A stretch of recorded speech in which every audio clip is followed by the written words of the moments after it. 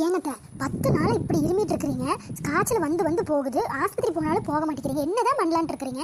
ஆமாத்த, சொல்றதே கேட்க மாட்டேங்கிறீங்க. போய் ரத்த டெஸ்ட் எடுத்து பார்த்தா தான் என்னன்னு தெரியும் சொல்லிட்டு இருக்க. போகணும்னு வீட்லயே உட்காந்து மெடிக்கல் மாத்திரை வாங்கிட்டு வந்து முழுங்கிட்டு இருக்கீங்க. எனக்கெல்லாம் அப்படி நோய் வராது. ரத்த டெஸ்ட் எடுன்னு சொல்கிறீங்க, எனக்கு நோய் இருக்குன்னு சந்தேகப்படுறீங்களா ரெண்டு பேருமே?